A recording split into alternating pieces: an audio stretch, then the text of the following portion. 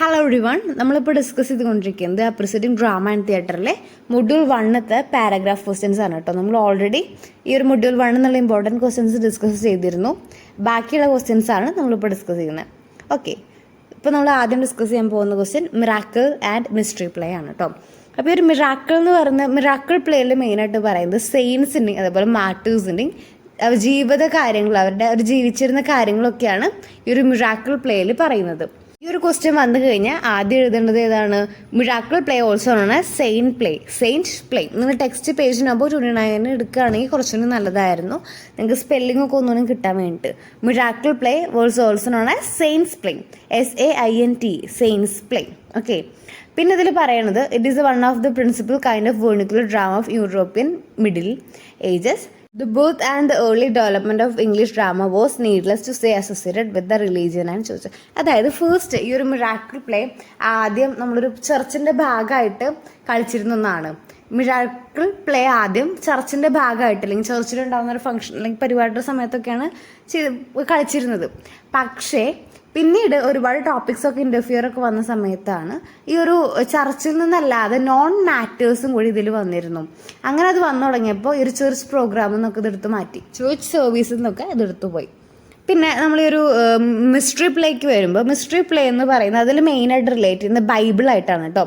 ബൈബിളായിട്ടാണ് കൂടുതൽ കണക്ഷൻ വരുന്നത് mystery play കേട്ടോ. നിങ്ങളൊന്ന് നോട്ട് ചെയ്ത് വെക്കുക അല്ലെങ്കിൽ ടെക്സ്റ്റിൽ മാർക്ക് ചെയ്യുക. ഇമ്പോർട്ടൻ്റ് ആയ കാര്യമാണ്. ഫസ്റ്റ് മിറാക്കിൾ പ്ലേ എന്താണെന്ന് ചോദിക്കും 2 മാർക്ക്, അല്ലെങ്കിൽ മിസ്റ്ററി പ്ലേ എന്താണെന്ന് ചോദിക്കും 2 മാർക്ക്. ഇതൊന്നും അല്ലെങ്കിൽ ഡിഫറൻസ് അല്ലെങ്കിൽ അതിനെക്കുറിച്ച് എക്സ്പ്ലെയിൻ പറഞ്ഞിട്ട് മിറാക്കിൾ പ്ലേ അല്ലെങ്കിൽ മിസ്റ്ററി പ്ലേ ആയിട്ട് ചോദിക്കും. അപ്പം അങ്ങനെ 3-4 തരത്തിൽ ഒരു ക്വസ്റ്റ്യൻ വരും. അപ്പം നിങ്ങളൊന്ന് ഓർത്ത് വെച്ചിരിക്കുക. സെയിൻറ്റ്സ് പ്ലേ എന്നാണ് നമ്മുടെ ഒരു മിറാക്കിൾ പ്ലേക്ക് പറയുന്നത്. ആദ്യം ചർച്ച് സർവീസിലൊക്കെ ഇൻക്ലൂഡ് ആയിരുന്നു, പിന്നെ നോൺ ചർച്ച് മാറ്റേഴ്സ് ഒക്കെ വന്നപ്പോൾ അതിൽ നിന്ന് റിമൂവ് ചെയ്ത് കളഞ്ഞു. പിന്നെ മിസ്റ്ററി പ്ലേയെ കുറിച്ച് പറയുകയാണെങ്കിൽ അത് ബൈബിളായിട്ട് കണക്ട് ചെയ്യുന്ന കുറച്ച് കാര്യങ്ങളാണ്. പിന്നെ അതിൽ ആദം ഈവിനെ കുറിച്ചിട്ടൊക്കെയാണ് സബ്ജക്റ്റ് ആയിട്ട് പറയുന്നത്. നമ്മൾ നോക്കേണ്ടത് ഇതൊക്കെ മിറാക്കിൾ പ്ലേയും മിസ്റ്ററി പ്ലേയാണ്. മിറാക്കിളിൽ പറയുന്നത് എന്താണ്? സെയിൻസ് ആൻഡ് മാറ്റേഴ്സിൻ്റെ ലൈഫ് മാറ്റേഴ്സിനെ കുറിച്ചിട്ടാണ് അവർ പറയുന്നത്.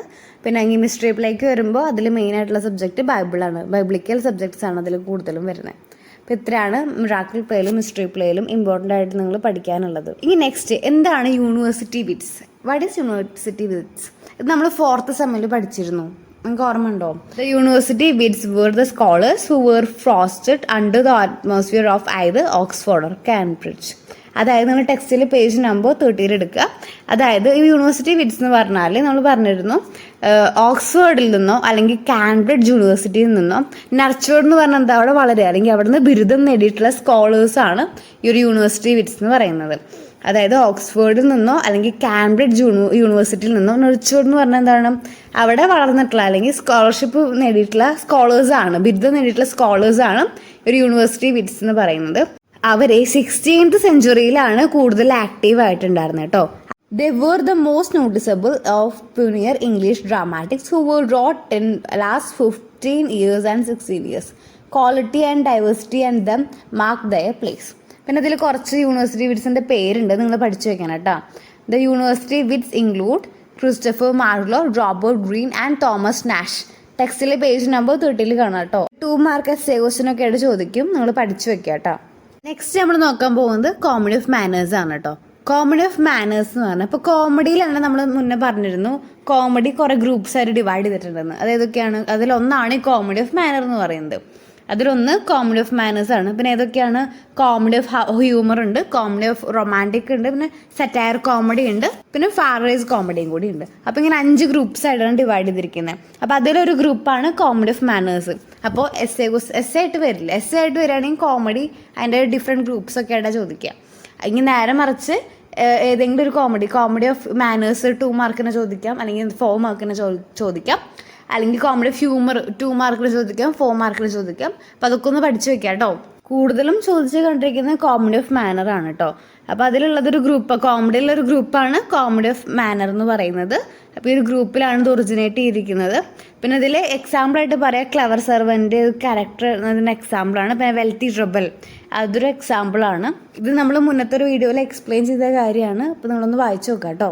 ഓക്കെ, നമ്മൾ ഈ ഒരു മൊഡ്യൂളിൽ നിന്ന് ഒരുവിധം ക്വസ്റ്റ്യൻസ് ഒക്കെ ഇപ്പോൾ ഡിസ്കസ് ചെയ്ത് കഴിഞ്ഞിട്ടുണ്ട്. പ്ലേലിസ്റ്റ് ചെന്ന് കഴിഞ്ഞാൽ കാണാം കേട്ടോ. ഇത് ഈ കോമഡിയുടെ ക്വസ്റ്റ്യൻ നമ്മൾ 1-2 തവണ റിപ്പീറ്റ് ചെയ്ത് ഡിസ്കസ് ചെയ്തതാണ്, കാരണം അത്ര ഇമ്പോർട്ടൻ്റ് ആയ ക്വസ്റ്റ്യൻ ആണ്. എസ് എ ക്വസ്റ്റ്യൻ ആണെങ്കിൽ കോമഡി എന്താണ്, അതിൻ്റെ ഡിഫറെൻറ്റ് ഗ്രൂപ്പ്സിനെ കുറിച്ച് ചോദിക്കും. ഇനി 5 മാർക്കൊക്കെ ആണെങ്കിൽ കോമഡി ഓഫ് മാനേഴ്സിനെ എക്സ്പ്ലെയിൻ ചെയ്യാനൊക്കെ പറയും. അപ്പോൾ അതിന് എക്സാമ്പിൾ എഴുതിയില്ലെങ്കിൽ നിങ്ങൾ 1-2 മാർക്ക് പോകും കേട്ടോ. കോമഡി ഓഫ് മാനേഴ്സിലെ ഒരു എക്സാമ്പിൾ ഷേക്സ്പിയറിയൻ പ്ലേ ഉണ്ട്, much about nothing is A fine example for English comedy of manners. അതൊരു ബെസ്റ്റ് എക്സാമ്പിളാണ്. നിങ്ങൾക്കത് പഠിക്കാൻ പറ്റണമെങ്കിലും ബൈ ഹാർട്ടായിട്ട് പഠിക്കാൻ ശ്രമിക്കാം കേട്ടോ. അങ്ങനെ കോമഡി ഓഫ് ഹ്യൂമറും റൊമാൻറ്റിക് കോമഡിയും സെറ്റയർ കോമഡി ഒക്കെ ഒന്ന് ഡെഫിനിഷൻ 2 ലൈനായിട്ട് പഠിച്ചാലും മതി. ഒപ്പം നിങ്ങൾ 2 എക്സാമ്പിളും കൂടി പഠിക്കാം കേട്ടോ. നെക്സ്റ്റ് നമ്മൾ നോക്കാൻ പോകുന്ന പ്രോബ്ലം പ്ലേ ആണ്. പ്രോബ്ലം പ്ലേ എന്ന് പറഞ്ഞാൽ ഇപ്പോൾ നമ്മൾ കറണ്ട് അല്ലെങ്കിൽ ഏതെങ്കിലും ഒരു പ്രോബ്ലം, ആ ഒരു പ്രോബ്ലം നമ്മുടെ ഒരു പ്ലേയിലൂടെ അല്ലെങ്കിൽ ഒരു ഡ്രാമയിലൂടെ കാണിക്കാം. അതായത് ഇപ്പോൾ എക്സാമ്പിൾ ഞാൻ പറയാം. ഇപ്പോൾ ഈ നമ്മുടെ വുമൺസ് ഫേസ് ചെയ്യുന്ന പ്രശ്നങ്ങൾ, അതൊരു പ്രശ്നമല്ല, ആ ഒരു പ്രശ്നം ഒരു ഡ്രാമ പോലെ അത് ഓഡിയൻസിലേക്ക് എത്തിക്കുക. അവരെന്തൊക്കെ പ്രോബ്ലം ഫേസ് ചെയ്യുന്നു, അവരുടെ കാര്യങ്ങളൊക്കെ എന്ത് ചെയ്യുന്നു, ആ ഒരു ഓഡിയൻസിലേക്ക് എത്തിക്കുന്നു. അതാണ് ഈ ഒരു പ്രോബ്ലം പ്ലേ കൊണ്ട് ഉദ്ദേശിക്കുന്നത്. ടെക്സ്റ്റിൽ പേജ് നമ്പർ 34 ഉണ്ട് കേട്ടോ. The problem play is a type of drama popularised by the Henrik Ibsen. നമ്മുടെ ഹെൻറിക് ഇബ്സൺ ആണ്, അത് ഒരു പ്ലേ റൈറ്ററാണ് നമ്മുടെ ഒരു പ്രോബ്ലം പ്ലേ പോപ്പുലറൈസ് ചെയ്തിട്ടുള്ളത് കേട്ടോ. അപ്പോൾ ആ ഒരു പോയിന്റ് പഠിക്കുക. പിന്നെ പ്രോബ്ലം പ്ലേ എന്ന് പറഞ്ഞാൽ എന്താണ്, നമ്മുടെ ഒരു പ്രോബ്ലം, സൊസൈറ്റിയിൽ നടക്കുന്ന ഒരു പ്രോബ്ലം, അത് ആ ഒരു ഡ്രാമയിലെ പ്രൊട്ടഗോണിസ്റ്റിന്റെ മെയിൻ പ്രോബ്ലം ആയി കാണിച്ച് നല്ല സൊല്യൂഷൻസും അങ്ങനെയുള്ള കാര്യങ്ങളൊക്കെയാണ് ഒരു പ്രോബ്ലം പ്ലേയിൽ പറയുന്നത്. അതേപോലെ തന്നെ അതിലൊരു സൊല്യൂഷൻ ഉണ്ടായിരിക്കും കേട്ടോ. A solution for the problem play faced by the protagonist is provided by the author who does not conform to existing the social norms. ഇപ്പോൾ ഒരു സോഷ്യൽ നോംസിന് അല്ലെങ്കിൽ സോഷ്യൽ പ്രോബ്ലങ്ങൾക്കൊക്കെ ആ ഒരു ഡ്രാമയിൽ തന്നെ solutions ഇതിലുണ്ടായിരിക്കും. In a specialized application, the term play is also used to connect the sum of the Shakespeare's play like Measures of Measures, which explores the dark aspect of human nature. അപ്പോൾ ഷേക്സ്പിയറിൻ്റെ ഒരു drama പറയുന്നുണ്ട്, measures of measures, അതൊരു example ആണ്. Which explores the dark aspect of human nature. ഇപ്പോൾ human നേച്ചറിൻ്റെ ആ ഒരു dark ആയിട്ടുള്ള കാര്യങ്ങൾ, ആ ഒരു ഹ്യൂമൻ പ്രോബ്ലം, ആ ഒരു ഇഷ്യൂസൊക്കെ ഇതിൽ നല്ലപോലെ കാണിക്കുന്നുണ്ട്. അപ്പോൾ ഇത് മെഷേഴ്സ് ഓഫ് മെഷേഴ്സ് ആ ഒരു ഡ്രാമയുടെ ആ ഒരു പ്ലേയുടെ പേരും കൂടി ഒന്ന് പഠിച്ചു വെക്കാം കേട്ടോ. ഇനി നമുക്ക് നെക്സ്റ്റ് ക്വസ്റ്റ്യൻ നോക്കാം. What is mean by expressionism? എന്താണ് എക്സ്പ്രഷനിസം എന്ന് പറഞ്ഞാൽ?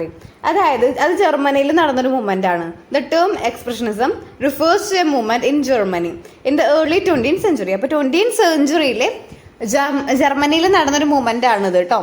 ടെക്സ്റ്റിലെ പേജ് നമ്പർ 37 എടുക്കുക. ടെക്സ്റ്റിലെ പേജ് നമ്പർ 37 എടുക്കുക. അതിലിതുണ്ട് കേട്ടോ. എക്സ്പ്രഷനിസം പറഞ്ഞാൽ അത് ജർമ്മനിയിൽ നടന്നൊരു മൂവ്മെന്റ് ആണ്, 20th centuryയിലാണ് നടന്നത്. അതെന്താന്ന് വെച്ചാൽ ഒരു കൂട്ടം പെയിന്റേഴ്സ് അവരുടെ എക്സ്റ്റേണൽ ആയിട്ടുള്ള റിയാലിറ്റീസിനെ അവോയ്ഡ് ചെയ്തുകൊണ്ട് അവർ ഇന്റേണൽ ആയിട്ടുള്ള റിയാലിറ്റി അതിന് ഇമ്പോർട്ടൻസ് കൊടുക്കുക. എന്നിട്ട് അവരുടെ ഫീലിങ്സും ഇമോഷൻസും ഒക്കെ കൂടി ചേർത്തിട്ട് അതൊരു ആർട്ടിലൂടെ എക്സ്പ്രസ് ചെയ്യാം. അതാണ് ഈ ഒരു എക്സ്പ്രഷനിസം എന്ന് പറയുന്നത്. ഒന്നും പറയാം, ഒരു കൂട്ടം പെയിന്റേഴ്സ് അവരുടെ എക്സ്റ്റേണൽ റിയാലിറ്റി അതിനെ അവോയ്ഡ് ചെയ്തുകൊണ്ട് അവരുടെ ഇന്റേണൽ ആയിട്ടുള്ള റിയാലിറ്റിക്ക് ഇമ്പോർട്ടൻസ് കൊടുക്കാം. എന്നിട്ട് അവരെന്ത് ചെയ്യുന്നത്, അവരുടെ ഫീലിങ്സും ഇമോഷൻസും ഐഡിയാസൊക്കെ കൂടിയിട്ട് ഒരു ആർട്ട് രൂപത്തിൽ അത് എക്സ്പ്രസ് ചെയ്യാം. In which a number of painters attempt to avoiding the expressions of external reality, they projected themselves to their personal vision of their world in their art. അപ്പോൾ അവരുടെ പേഴ്സണൽ ആയിട്ടുള്ള വിഷൻസ്, അവരുടെ personal കാഴ്ചപ്പാടുകൾ, ആർട്ടിനെ കുറിച്ചിട്ടുള്ള അവരുടെ കാര്യങ്ങളൊക്കെ കൂടിയിട്ട് പേഴ്സണലി അവരതൊരു ആർട്ടായിട്ട് എക്സ്പ്രസ് ചെയ്യുകയാണ് ഉണ്ടായത് കേട്ടോ. Expressionism dominated the theatre for a period in 1920. ഈ ഒരു പെയിന്റേഴ്സ് ഒക്കെ കൂട്ട് മറ്റേ ആർട്ട് പെർഫോം ചെയ്യാൻ വേണ്ടി ഒരു തിയേറ്റർ ഉണ്ടാക്കി. ആ ഒരു തിയേറ്റർ എന്ന് പറഞ്ഞ എക്സ്പ്രഷനിസം തിയേറ്റർ എന്ന് പറയുന്നത് കേട്ടോ. അപ്പോൾ ഈ ഒരു തിയേറ്റർ എഗെയിൻസ്റ്റ് റിയാലിസം ആണ് കേട്ടോ. It depict the inner psychological reality. അവർ ഇന്നർ സൈക്കോളജിക്കൽ റിയാലിറ്റി അവരെ അവഗണിച്ചു. അപ്പോൾ ഇത്രയാണ് പ്രോബ്ലം പ്ലേ എന്താന്നുള്ളത് ചോദിക്കുമ്പോൾ നമ്മൾ എഴുതുക കേട്ടോ. പിന്നെ അതിൽ കുറച്ച് എക്സാമ്പിൾസ് ഒക്കെ വരുന്നുണ്ട്, നമ്മുടെ ടെക്സ്റ്റിൽ അത് കാണാവുന്നതാണ്, ഒന്ന് മാർക്ക് ചെയ്ത് പഠിക്കാം കേട്ടോ. അപ്പോൾ ഇത്രയാണ് പ്രോബ്ലം പ്ലേയിൽ വരുന്നത്.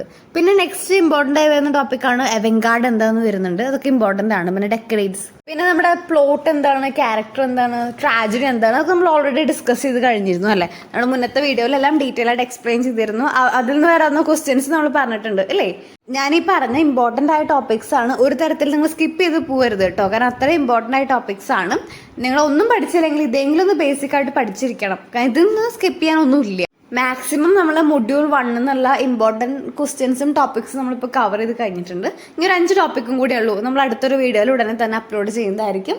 ഇതുവരെ ചാനൽ സബ്സ്ക്രൈബ് ചെയ്തതൊന്ന് സബ്സ്ക്രൈബ് ചെയ്ത് സപ്പോർട്ട് ചെയ്യുക. നിങ്ങളുടെ അഭിപ്രായങ്ങളൊക്കെ ഒന്ന് കമൻറ്റ് ചെയ്യുക. നിങ്ങൾക്ക് ഏറ്റവും ബുദ്ധിമുട്ടുള്ള മൊഡ്യൂൾ ഏതാണെന്നൊന്ന് കമൻറ്റ് ചെയ്യാം കേട്ടോ. അപ്പോൾ അതിൽ നിന്ന് വരാവുന്ന ക്വസ്റ്റ്യൻസും കൂടി നമുക്ക് ഡിസ്കസ് ചെയ്യാമോ? Okay, thanks for watching.